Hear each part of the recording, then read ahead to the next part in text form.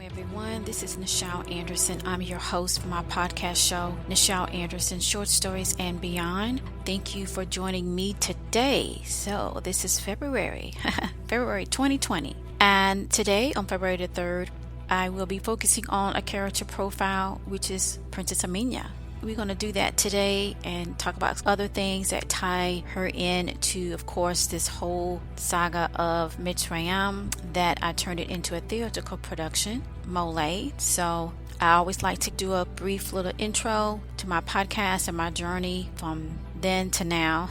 Basically, this particular podcast, Nichel Anderson Short Stories and Beyond, started in 2017. It's really focused on MOLIAE, which again, like I said, with Princess Aamina, she was really the one that came through real strong, and I wrote about that in my book, Mitsrayim. So that was really the first seed, Mitsrayim, the book, and then from there it came into other theatrical productions, which Stageplay. Right, currently I'm very excited that it's about to return back to stage for the third time after I did some filming type projects, which turning MOLIAE into a short film and a webisode. I only actually did season 1 for a webisode. If you have been going out there to trying to find out, what's the next webisode? No, I actually only got to do one season of webisodes, and then I did a short film. So I also want to hone on to that too. Just give me some more time. I do have plans to go back and film more scenes, or at least have more movie type episodes in the sense regarding MOLIAE. Doing this podcast, going with it, a lot of things came up that came to be revealed. So I'm definitely going to do that, so stay tuned for that. So again, this particular production right now is getting ready to return back to stage for the prestige return of MOLIAE Stageplay. So do get your tickets. This is going to be a celebration, like all celebrations, okay? When you have made the journey, as long as I have with this project, it was the seed that started my writing, okay, when I wrote that book. I didn't have plans to be a writer. I want to be a retail buyer, clothes, fashion, and life says, no, this is your purpose, and this is the book, which I didn't believe anyone will take root or anybody will connect with it, because I was just, and now look at it now, and I have a very good following, and people connect with it. They connect with the message. So all of that's going to be presented in my stage play, in my return. More characters from the book. Very few is coming from the podcast, just because I don't have much time in this timeline of Princess Aamina when she's on the scene, but nonetheless it still allow you to connect with the characters. So please consider to support that production. My stage play would be one on April the 25th, that's Saturday, and then April the 26th for that weekend 2020. Do get your tickets. You will see a link where you need to go to do that. The other thing I want to talk about is to move on, just to stay connected, especially now since I'm going back to stage. Please follow us on MOLIAE Twitter page, which is twitter.com/MOLIAE. Please go to Facebook. That's where really the action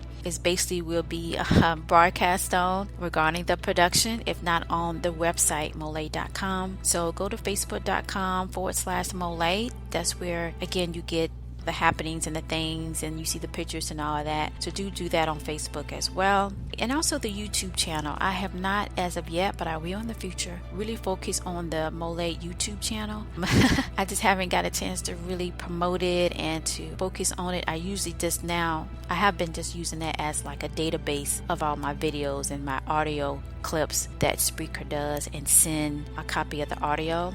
But I just have not got a chance to really promote the YouTube channel. Please help me with that by sharing that and subscribing to the MOLIAE YouTube channel.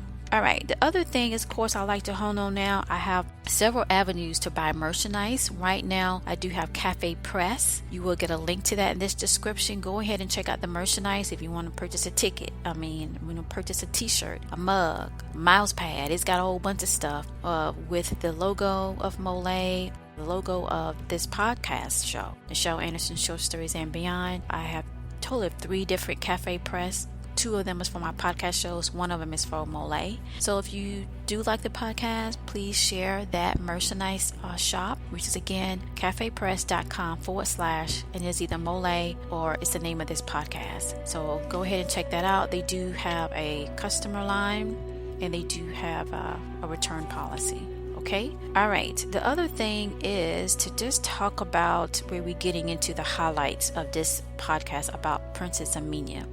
And the highlights is this: we're going to talk about the two timelines. The timeline of the podcast when I started in 2017, where she's not on the scene yet, and then the timeline of Mitsrayim, the book that's now is a production, which is called MOLIAE. And just to recap the last episode that I did, that last episode pretty much was a director clip notes that I did director clip notes on bonus 6 and bonus 7, which honed on the future series of Nahor and Princess Aamina. I highly recommend, definitely if you're planning on coming to the stage play, is to go check out those 7 bonuses of that series, featuring just Nahor mainly and Princess Aamina. It really gives you some insight. So let's go ahead and move forward and get into this.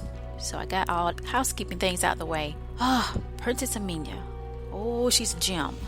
So we have to go through, again, like I mentioned, the 2 current timelines. As mentioned, the book of Mitsrayim, that is through Princess Aamina experiences. If you got the book, you notice, as I did, okay, this is when I was writing the manuscript, that it was always through her eyes. I noticed I kept saying I and I this and so forth, and talking about these different people. And that's basically during the cusp where she's at the age of 19. That's the time that she's about to marry, follow the deal.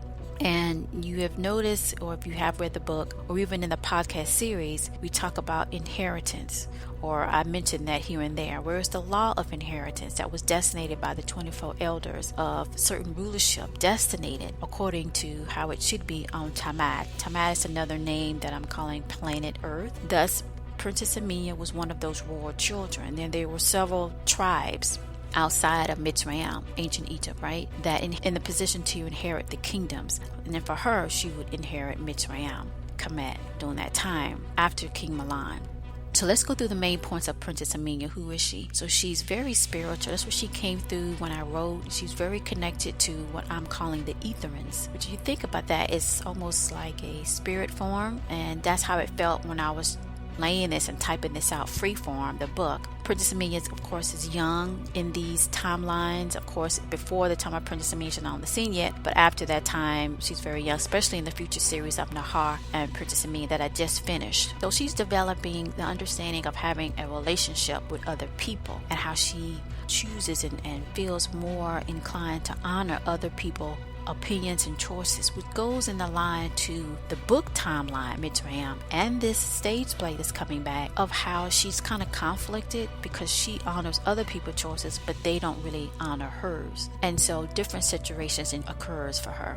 So Princess Aamina is also mentored by 2 influential people in her life. Of course, we have her father, but nonetheless, we have Queen Hagar and then Hannah, which by the time of the play timeline, which is of the book, Hannah, of course, is a queen now, okay? But before that, as a Princess Hannah and her was very close, and as with their mother, and they looked up to Hagar because Hagar was strictly protocol by the book. You do this, this is how it went, okay? So Princess Aamina is she wants to follow that, but in the same way she feels like, well, why can't I have my own choices? Why can't I choose what I want to choose? That's what she came through. So Princess Aamina as well, she learned in the future series of Nahor and Princess Aamina, that timeline where she's much younger in the book of Mitsrayim, because when I wrote the book, she's about 19. The future series of Nahor and Princess Aamina, what I just finished, she's very young. This is taking a moment when she's about 7 or 8, and Nahor is constantly in her life because they was born around the same time, and so that's when we are being exposed to her training and her teaching in the Mystery School of Thought. So she was rulership, compact, different languages. In the book, she's very bit naive because she's so caring and nice, and she wants to have everybody to choose what they want to choose, like I said earlier, and be comfortable with that. So, but she's very protective in a sense of her family values and the war expectations.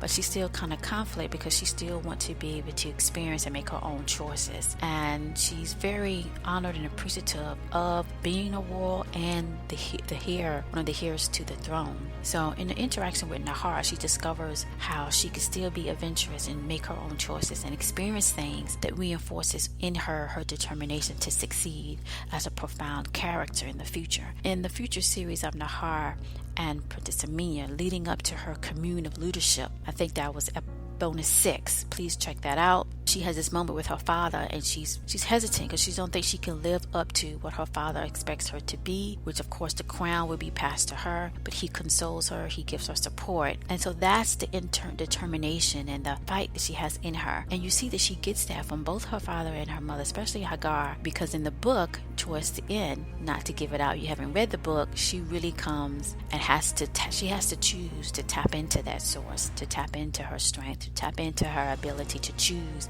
and to define her future. And I think that's good for us to learn the lesson of that, because in life it's going to come a point of time that you have to choose to be strong or to choose to succumb to what other forces are trying to influence you to be. That's not your true intent. And I'm talking negative influences, right? So at any rate, Princess Aamina also has the higher senses, as is her mother, her sister, and Nahor and Danielle. So she has clairvoyant, she has telepathic, and other type of special senses that she inherited.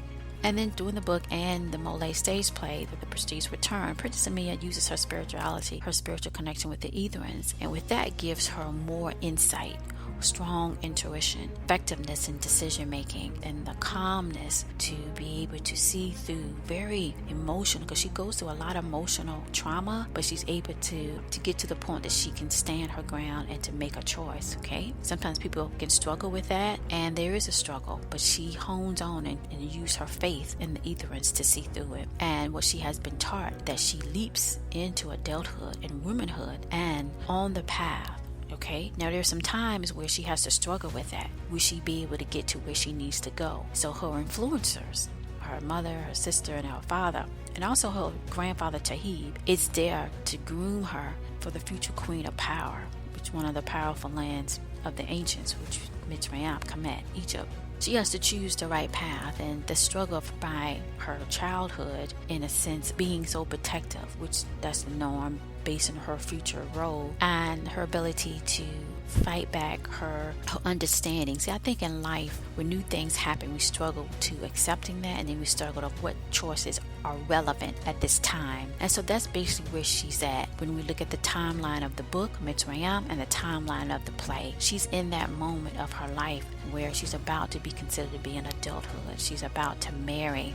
And sometimes they don't really get that childhood type having fun and doing things that where you could just make your own choices, right? And Nahor, when I think about it now, he was that glow. He was that sun that continued to rise up and to take her and let her experience other life experiences, and for her to choose that that's what she wanted to do. So Princess Aamina have to choose between two rulers in the timeline of the book and MOLIAE stage play. And when she does, the two rulers is, of course, Nahor, which is going to be over Stageplay, and then Danielle.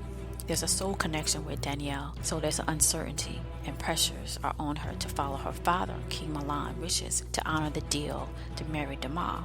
The deal is from King Kohan. King Kohan is from the podcast timeline, right before the time of Princess Aamina, and he was the ruler of Stageplay. That's what came through. But I felt that Nahor had got the rulership sooner when I was writing the book Mitsrayim, and sure enough, as I was going through it, I realized that King Kohan, he's off the scene, right? And Nahor ended up inheriting the rulership before Princess Aamina inherited hers, much as a younger age. So when we're speaking of King Milan, it is Princess Aamina, closest with her father, that places the emphasis and influence to follow royal protocol and a test of her relationship, nonetheless, because she wants to honor her father's wishes as well as her mother.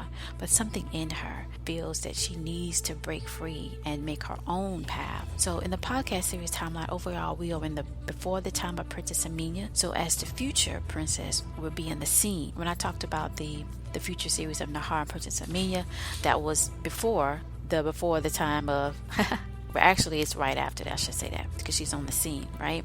And it shows her innocence, it shows her curiosity to adventure in life. It shows that, many scenes came through that I have to tell you this, that she talks to Sarah Vision, that she's talking to Rulin. So does Nahor.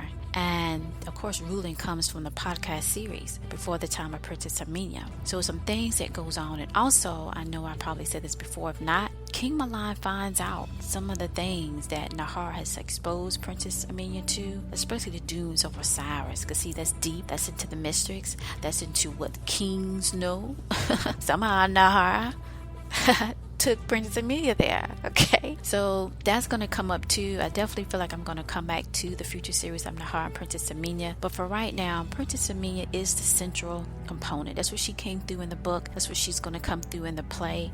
Based on her decisions would trigger other events. And Tiamat is constantly on the scene, of course. He's really her obstacle at that time, where before they was more close and going through as the same thing, being a ruler feature. But things change, right? People make different choices, different temptations, different events. And so Princess Aamina is a level-headed, smart, intelligent, focused Nubian woman that wants to be a ruler but also want to live her life. And so she has to go through all of these measures, and she don't want other people to be harmed. She don't want her people to be harmed, especially with Tiamat and when he's threatening and doing all types of stuff, But nonetheless, Princess Aamina, there's something I want to share with you. In the book, she has a necklace, crystal, as I described it. It was something about it that I know that Banuba, you'll meet her later on. She's in the play, tells her to hide it, She made this reference to that. So I always thought it was something significant about it. I didn't know what it was. Fast forward, I'm doing this podcast, I'm doing the future series of Nahor and Princess Aamina, and sure enough, I see what that is. That is a part. Get this. You're going to get this. You've been listening to this podcast to the end. That is the part of the star